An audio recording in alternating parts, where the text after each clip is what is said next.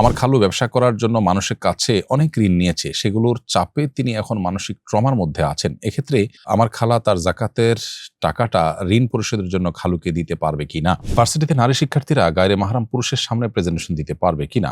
ইমাম মেহরাবে আসার আগেই মুয়াজ্জিন একামত দিলে একামত হবে কিনা? কোরআনের আয়াতে কলম দিয়ে মার্ক করা যাবে কিনা? আমার খালু ব্যবসা করার জন্য মানুষের কাছে অনেক ঋণ নিয়েছে, সেগুলোর চাপে তিনি এখন মানসিক ট্রমার মধ্যে আছেন। এক্ষেত্রে আমার খালা তার জাকাতের টাকাটা ঋণ পরিশোধের জন্য খালুকে দিতে পারবে কিনা? উত্তর হলো যে স্বামী তার স্ত্রীকে জাকাত দিতে পারবে না। কারণ হলো স্ত্রীর ভরণ পোষণ দেওয়া স্বামীর উপর অবশ্য কর্তব্য।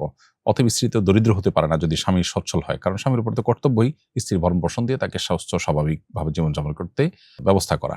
অতএব তিনি জাকাত কোন হিসাবে দিতে পারবেন? জাকাত দিতে পারবেন দুস্থকে, অসহায়কে, যে চলতে পারে না। স্ত্রীর তো স্বামী সচ্ছল হওয়ার কারণে সে অপশন নাই। এই জন্য কখনোই স্বামী তার স্ত্রীকে জাকাত দিতে পারবে না।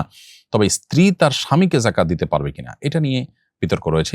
ইমাম আবু হানিফা রাহিমাহুল্লাহর মতে এটি জায়েজ নয়, আর ইমাম শাফি, ইমাম আহমদ বিন হাম্বল, ইমাম মুহাম্মদ রাহিমাহুল্লাহ সহ জমহুর উলামা কিরামের মতে এটি জায়েজ আছে। অর্থাৎ স্ত্রী স্বামীকে জাকাত দিতে পারেন, কারণ স্ত্রীর প্রতি স্বামীর ব্যয়ভার বহন করা কর্তব্য না, বিধায় তিনি তাকে দিতেই পারেন। ভার্সিটিতে নারী শিক্ষার্থীরা গায়রে মাহরাম পুরুষের সামনে প্রেজেন্টেশন দিতে পারবে কিনা? পর্দা রক্ষা করা সবার জন্য কর্তব্য। পর্দা রক্ষা করে যদি দেওয়ার কোনো পদ্ধতি থাকে এটা জায়েজ হবে, কিন্তু মূলত সহশিক্ষার পরিবর্তে শরিয়া আমাদেরকে মেয়েদের জন্য মেয়েদের মতো ক্যাম্পাস, তাদের মতো টিচার এবং পুরো অ্যারেঞ্জমেন্ট রেখে তাদের জন্য শিক্ষার ব্যবস্থার কথা মূলত ইসলাম বলে।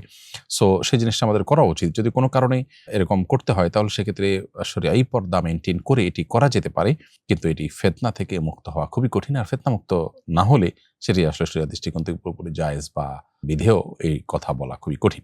ইমাম মেহরাবে আসার আগেই মুয়াজ্জিন একামত দিলে একামত হবে কিনা? উত্তর হ্যাঁ, একামত হবে, কোনো অসুবিধা নেই। কোরআনের আয়াতে কলম দিয়ে মার্ক করা যাবে কিনা? একান্ত প্রয়োজন না হলে এটা অ্যাভয়েড করা উচিত। কোরআনের আদব বা কোরআনের প্রতি যে শিষ্টাচার তার সাথে এটি যায় না, এবং কোরআনের আয়াতের মধ্যে অন্য কিছু লেখালেখি করলে কোরআন এবং গায়রে কোরআনের মধ্যে সংমিশ্রণের আশঙ্কা থাকে। এই জায়গা থেকে ওলামা কেরাম নিরুৎসাহিত করেন। একান্ত প্রয়োজন হলে শুধু জাস্ট মার্ক করে রাখলেন, সেটি করতে পারেন, যতটুকু করলে কোরআনের শান এবং মর্যাদার পরিপন্থী না হয় এবং দৃষ্টিকটু না হয় এবং কোরআন এবং গায়রে কোরআন মিশে যাওয়ার আশঙ্কা না থাকে, ততটুকু হলে আপনি সেখানে কোনো পাশে কোনো নোট লেখা কিংবা দাগ দিয়ে রাখা এটা জায়েজ আছে।